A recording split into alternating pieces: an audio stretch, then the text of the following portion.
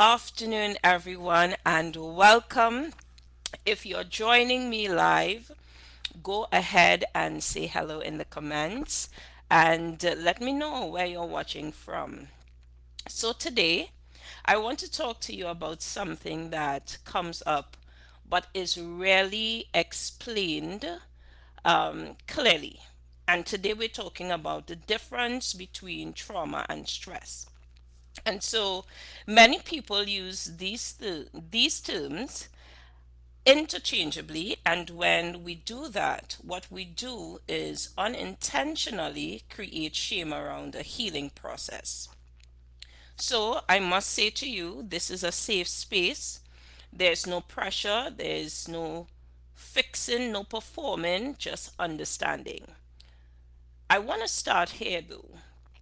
I want to start whereby you understand that many persons are frustrated with themselves not because they have not tried anything, but because they are trying everything resting, praying, planning, pushing, and nothing seems to stick. The reason for that is often the issue isn't effort. It's that trauma is being treated like stress.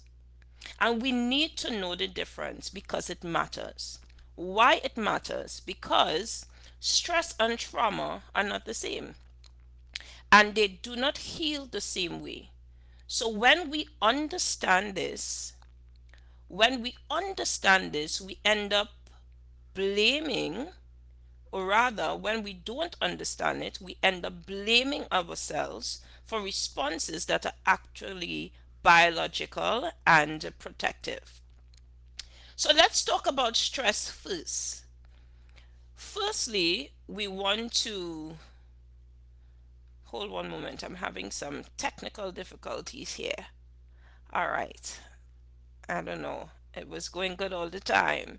But nonetheless, if you're hearing me, just give me a thumbs up, please.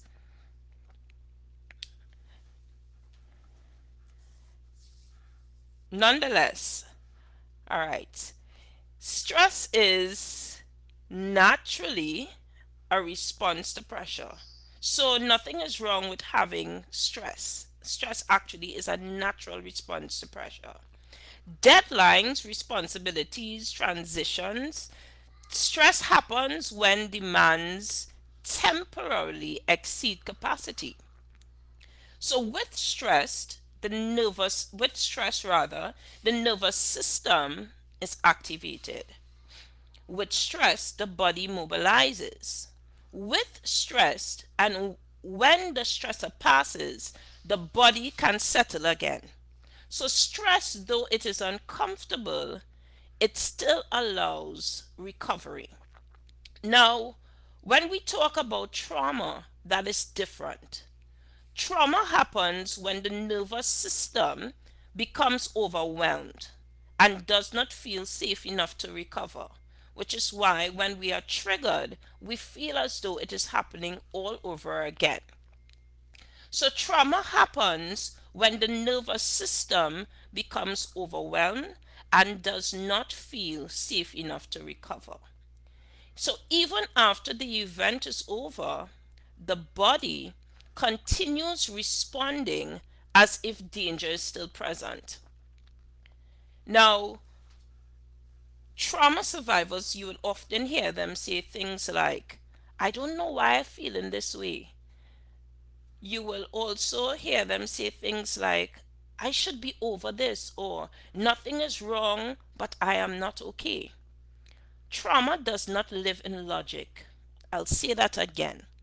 Trauma does not live in logic. It lives in the nervous system, it lives in memory, and it lives in the body. So we need to be very careful when we are defining what is happening with us because we can sometimes treat trauma as stress and treat stress as trauma. So, in understanding, I want to give five key differences. Number one, the duration. Stress is temporary, trauma lingers. So the duration, that's the number one difference, or the first key difference between stress and trauma. Stress is temporary, trauma lingers. So the body learns something during trauma and it doesn't forget just because time has passed. So when something has happened, you realize that is traumatic, that is, the body, even when there is a trigger or not, as long as the nervous system is damaged, or the nervous system has been dysregulated, every time something happens that is a stimuli to the traumatic event, the body responds. So again, the body learns something during trauma and it does not forget just because time has passed, whereas stress is temporary. The second thing I would like to share with you, the key difference between trauma and stress, is the nervous system response. And you've been hearing me speaking about nervous system a lot. Stress activates the nervous system and then it releases it. So this is the nervous system. Stress tightens it, but after a while, it releases. Not trauma. Trauma dysregulates the system. So trauma tells the body to fight, flight, freeze, or fawn. We know that fight comes with emotions like anger, flight with fear, freeze with shock, fawn with people pleasing, right? So this is why some people feel tense all the time, others shut down, and some overfunction to feel in control. And that is so important because, again, if we don't understand that we are traumatized and we treat it as stress, we become very frustrated because we think that nothing is happening. We take all the medication, we try to sleep properly and all of those things. But if we do not deal with the fact that we are treating trauma rather as stress, we would be doing ourselves a disservice. So again, the first key difference is duration. Stress is temporary and trauma lingers. Trauma lingers in the body. Secondly, the nervous system response. Stress activates the system and then release it, as I said before. The third thing is where it lives. This is important, and I need us to understand this. Stress is mostly cognitive and emotional. Trauma is stored in the body. So, panic, tightness, numbness, fatigue, these are not imagined. The body remembers what the mind may try to avoid. So your mind may try to avoid it, but the body, so trauma, the body keeps the scores of trauma. Stress, however, when that situation passes, it passes because why? There is a release. So trauma lives in the body and stress is mostly cognitive and emotional. Fourthly, the fourth difference, sense of safety. With stress, safety is still present. With stress, safety is still present. However, with trauma, safety is disrupted. So there are times where you may not feel safe, all right, and that in a stressful situation I'm speaking of, but there's still safety there because again there will be a release. However, trauma, safety is disrupted. So this is why calm environments can still feel threatening and why rest doesn't always feel restful. Because when one is traumatized, that level of safety, the amygdala tells the body or tells the brain, sends a signal that trouble is here. All right? Now, sense of safety, and now we're talking about the fifth one, which is how it heals. The difference between stress and trauma, how it heals. Stress often resolves with rest and problem solving strategies, technique. Stress often resolves with rest and problem solving. However, trauma requires safety, it requires regulation, it requires integration, it requires support. So you cannot rest trauma away, but you could rest stress away, because rest is a strategy in dealing with stress. However, trauma, you can't rest it away. All right. So we need to understand this. And I think it is important because a lot of times persons are traumatized and really dealing with it as it's stress. And then some people are just stressed and believe that they are very traumatized. I want to speak to faith for a moment. I want to speak to faith for a moment. In faith spaces, we often say things like, you know, pray more, have more faith, leave it in last year. We just came into a new year. So just leave it in last year. Just get over it. While prayer is powerful, yes, but trauma healing is not a lack of faith. And I think we need to understand that we cannot spiritualize trauma.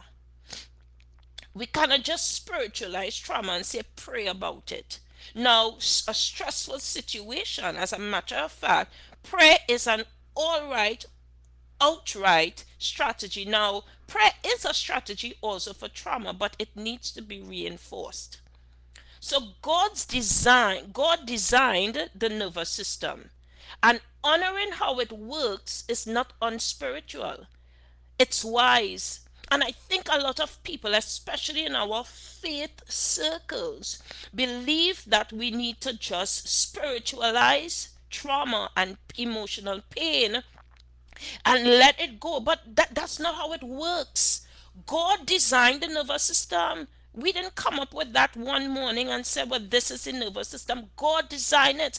And in order to honor how it works, we need to apply certain things. To even honor how it works is to recognize it is there.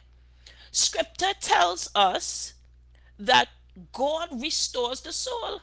So if he restores the soul, what is the soul? The seat of your will, your decision making, all of those things. If that is broken,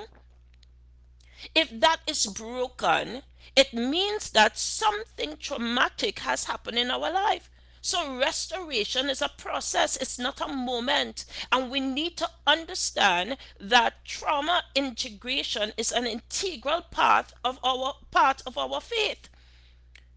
He says, in all things, I wish that you would be in good health as your soul prospers.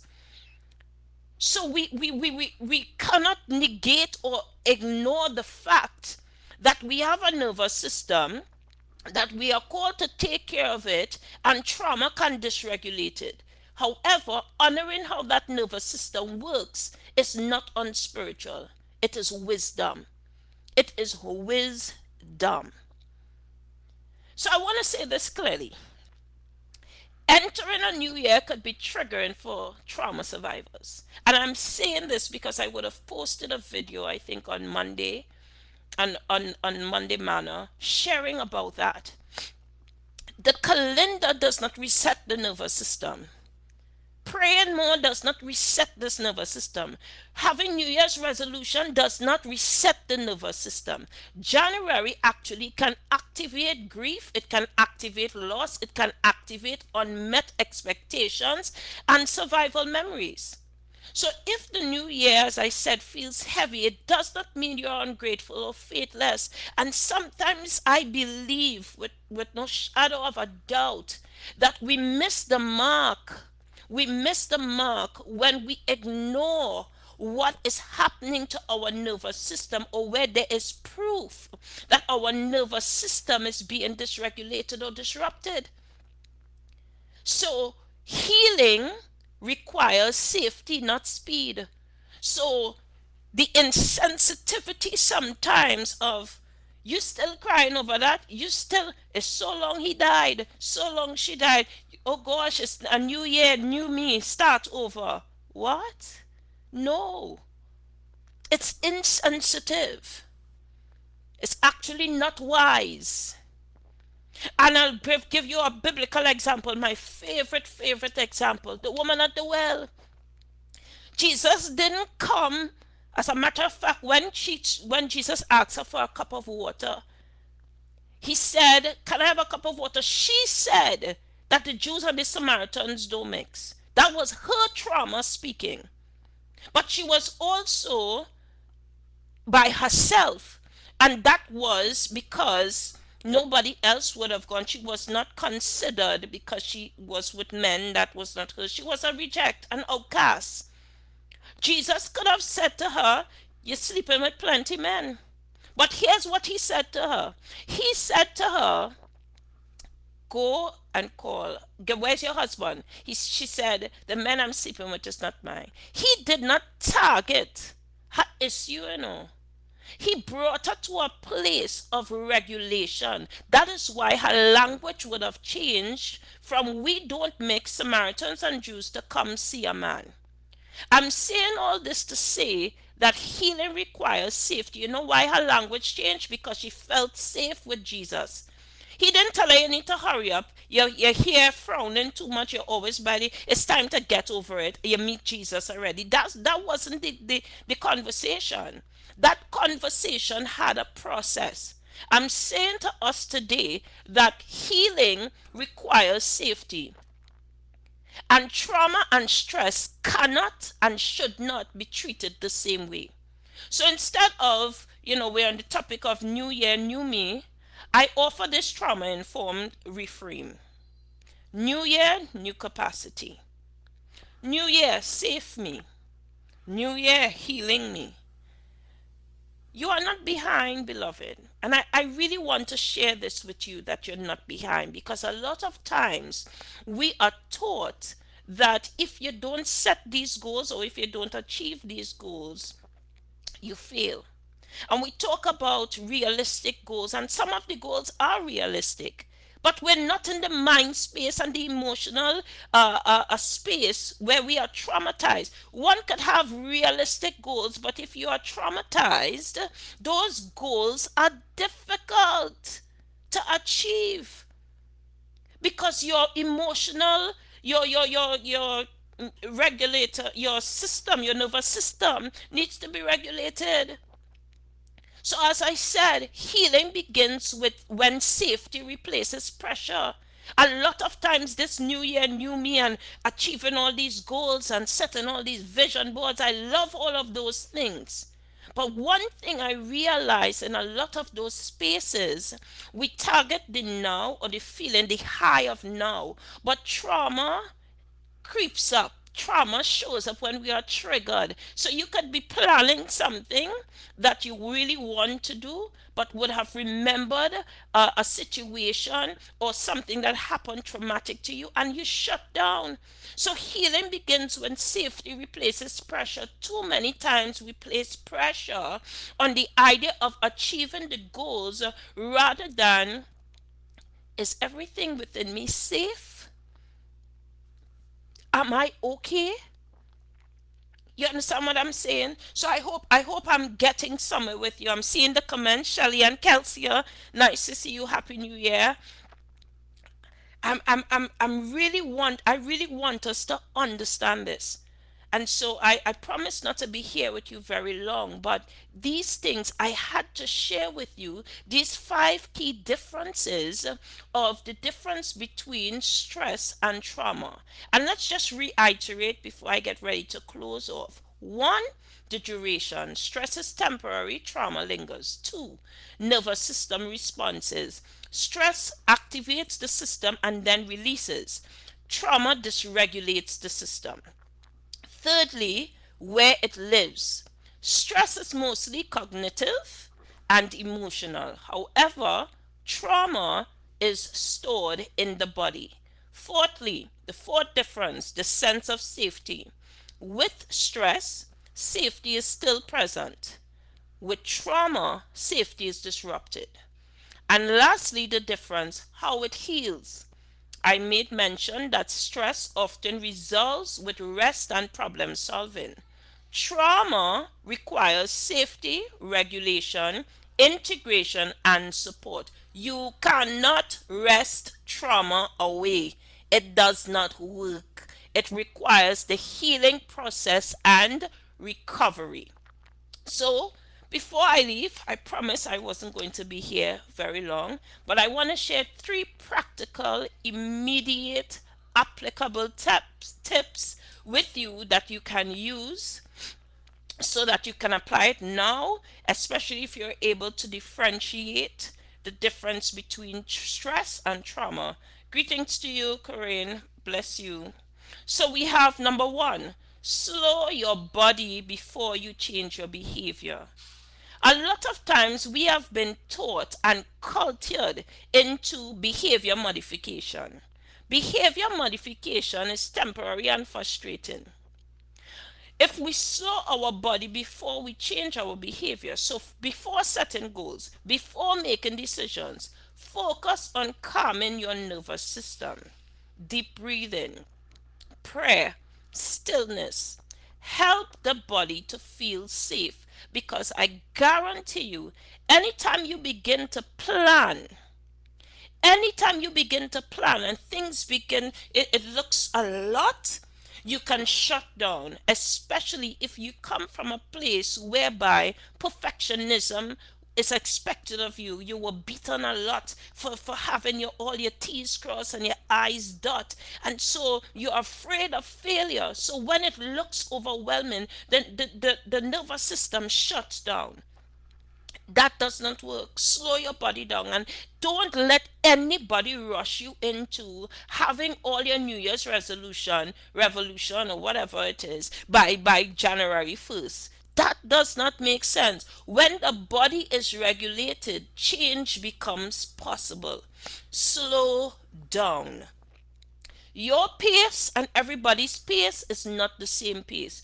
Do not be cornered into believing that you have to be like everybody else. It doesn't work. It doesn't work. Secondly, name what you are feeling without judging it. Instead of asking, we love to say, what is wrong with me? What is wrong with me? Something is wrong with me. No. Ask, what is my body responding to?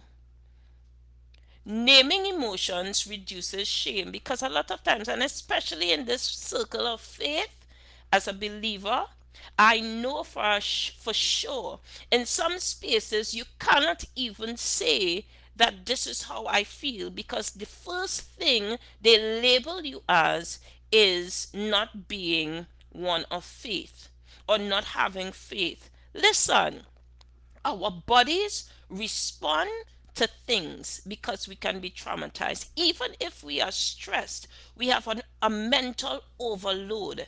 It still requires us to name what we are feeling without judging it.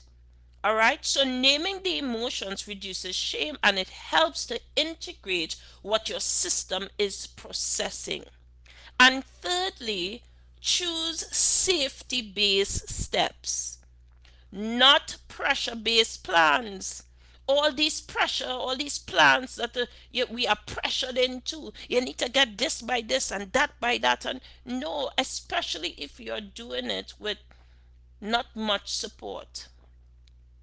Make choices that feel sustainable, not impressive. You have no one to impress. And I will also say, make choices that is in line with God's direction for your life and obedience. Because the pressures of all these dreams and everybody, and you want to do this, and sometimes people market their products and services with guilt to make us feel guilty as though we're not doing something right.